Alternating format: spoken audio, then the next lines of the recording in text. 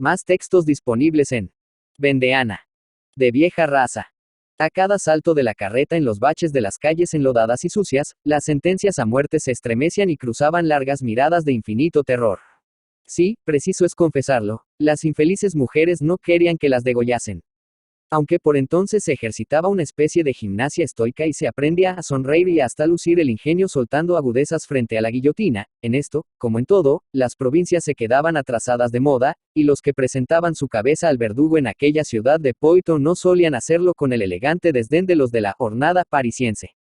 Además, las víctimas asesinadas en la carreta no se contaban en el número de las viriles amazonas del ejército del Escure, ni habían galopado trabuco en bandolera con las partidas del Garci de Catilino.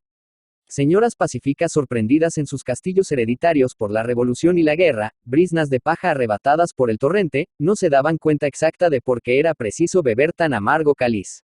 Ellas que habían hecho nacer en una clase social determinada. Ser aristócratas, como se decía entonces. Nada más. Los 4 cuarteles de su escudo las empujaban al cadalso.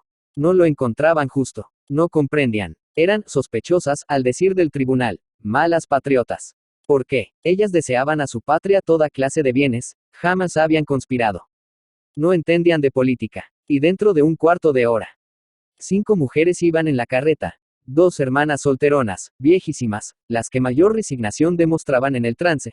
Una dama como de 30 años, esposa de un guerrillero, separada de él desde el mismo día de sus bodas, que no le había visto nunca más porque no podía sufrirle, y pagaba ahora el delito de llevar tal nombre. Una viuda, la condesa del Hermine, y su hija Ivona, criatura de 18 años, de primaveral frescura y perfecta belleza.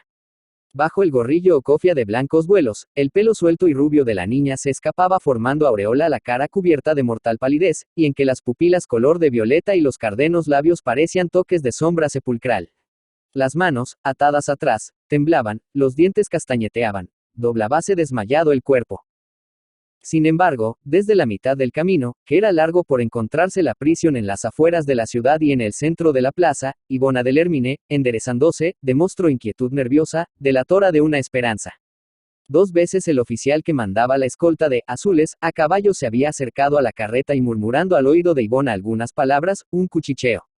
Tiñó el carmín las mejillas descoloridas de la doncella. No era el rubor de la modestia, ni el dulce sofoco de la pasión. No eran los sentimientos que en un alma joven despiertan las expresiones del amoroso rendimiento. Por más que el oficial fuese mozo y gallardo, Ivona no reparaba en su apuesta figura. Otra cosa encendía su rostro, la vida, la mágica vida, la vida que no había saboreado y que iba a perder. Al casi paralizado corazón acudían de nuevo la sangre, y los ojos de Violeta recobraban su luz. No morir. Instintivamente, desde que Ivona oyó la primera frase balbuceada por el oficial, trató de desviar el rostro, evitando el de su madre. Esta, en cambio, clavaba en Ivona los ojos, fijos, ardientes, interrogadores. Ya a la salida de la cárcel pudo notar la impresión producida en el oficial por la hermosura de Ivona. La condesa no tenía ideas políticas, no le importaba Luis XVII martirizado en el Temple, mal de su grado se veía envuelta por los sucesos, de ver la vida a un republicano no le parecía humillante. Se la debería gustosísima, aceptaría la de su hija, pero... y la honra. Por espacio de largos años, recluida en sus haciendas, lejos del mundo, solo había tendido la condesa a educar a Ivona con máximas de honestidad y de recato, cultivándola entre blancuras de azucena, fortificándola por el ejemplo de la más casta viudez. La corrupción de la corte espantaba a la condesa, y hasta había momentos en que recordaba a Luis XV, justificaba la revolución y la consideraba castigo divino, merecido y necesario. La fe y el culto supersticioso de aquella mujer no eran la monarquía ni el antiguo régimen, sino la pureza, la religión del armiño que llevaba en su título nobiliario y en la empresa de su blasón. Y al observar cómo el oficial devoraba con la mirada a Ivona, al ver que deslizaba en su oído palabras que la reanimaban instantáneamente, pensó para sí, quiere salvarla. A ella sola. ¿A qué precio? Increíble parece que una idea triunfe del horror que nos domina, al ver abierta la negra boca del no ser, las fauces de la eternidad. La condesa, en tan decisivos momentos, olvidando el miedo, solo pensaba en Ivona ultrajada, mancillada, llevada por el oficial a su pabellón como una mujerzuela, después de que la hubiese arrebatado al patíbulo. Y no cabía duda, la niña aceptaba el trato, quizá su inocencia ignorase las condiciones, pero lo admitía. Era vivir, era evitar el amargo trance. Mientras la indignación hervía en el alma de la madre, la hija volvía la cabeza para buscar con sus ojos, antes amortiguados, resplandecientes ahora, suplicantes, agradecidos, al jefe de la escolta, que le dirige una sonrisa tranquilizadora, de inteligencia.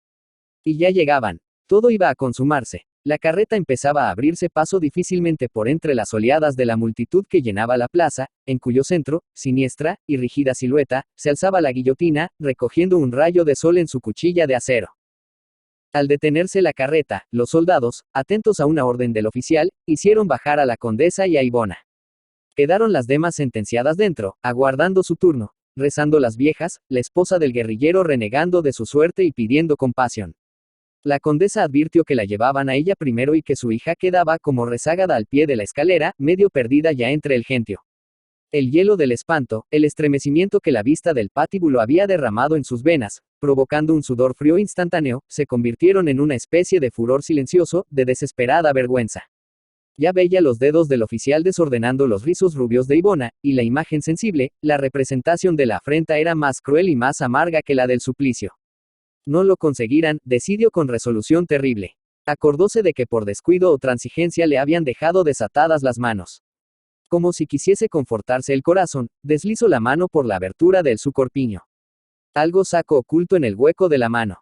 Y cuando el verdugo se acercó a sostenerla para que subiese los peldaños de la escalerilla, en rápida confidencia le dijo no se sabe qué, deslizándole en la diestra un puñado de oro. Se ignorara lo que dijo, pero, por los resultados, se adivina. Sucedió una cosa que al pronto no acertaron a explicarse los que presenciaban la escena tristísima, y en aquellos tiempos ya casi indiferente a fuerza de ser habitual. Y fue que el verdugo, retrocediendo, cogió brutalmente a la señorita del Hermine por el talle, por donde pudo, y en un segundo la empujó a la escalera, y a empellones la subió a la plataforma. La condesa la ayudaba, se hacía atrás, impulsaba también a su hija y la arrojaba a los brazos del ejecutor de la ley. Hizóse tan rápidamente la maniobra, y era tal el oleaje del pueblo, que rugía e insultaba, la confusión en que la escolta se había apelotonado, que cuando el oficial, atónito, se precipitó, quiso intervenir, Ibona calla en la báscula, y la media luna se deslizaba mordiendo la garganta torneada, contraída por el espasmo del terror supremo, que ni gritar permite. El verdugo agarró por los mechones largos y rubios la livida cabeza de la niña, que destilaba sangre, y la presentó a los espectadores. Y la condesa del Hermine, al acercarse sin resistencia para recibir la misma muerte, pensaba con satisfacción heroica. Gracias que pude esconder en el pecho las monedas. Emilia Pardo Bazán. Emilia Pardo Bazán, La Coruña, 16 de septiembre de 1851, Madrid, 12 de mayo de 1921, condesa de Pardo Bazán, fue una noble y aristócrata novelista, periodista, ensayista, crítica literaria, poeta, dramaturga, traductora, editora, catedrática y conferenciante española introductora del naturalismo en España. Fue una precursora en sus ideas acerca de los derechos de las mujeres y el feminismo. Reivindicó la instrucción de las mujeres como algo fundamental y dedicó una parte importante de su actuación pública a defenderlo. Entre su obra literaria una de las más conocidas es la novela Los Pasos de Ulloa, 1886. Pardo Bazán fue una abanderada de los derechos de las mujeres y dedicó su vida a defenderlos tanto en su trayectoria vital como en su obra literaria. En todas sus obras incorporó sus ideas acerca de la modernización de la sociedad española, sobre la necesidad de la educación femenina y sobre el acceso de las mujeres a todos los derechos y oportunidades que tenían los hombres.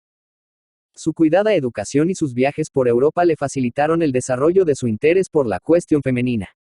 En 1882 participó en un congreso pedagógico de la Institución Libre de Enseñanza celebrado en Madrid criticando abiertamente en su intervención la educación que las españolas recibían considerándola una doma, a través de la cual se les transmitían los valores de pasividad, obediencia y sumisión a sus maridos. También reclamó para las mujeres el derecho a acceder a todos los niveles educativos, a ejercer cualquier profesión, a su felicidad y a su dignidad.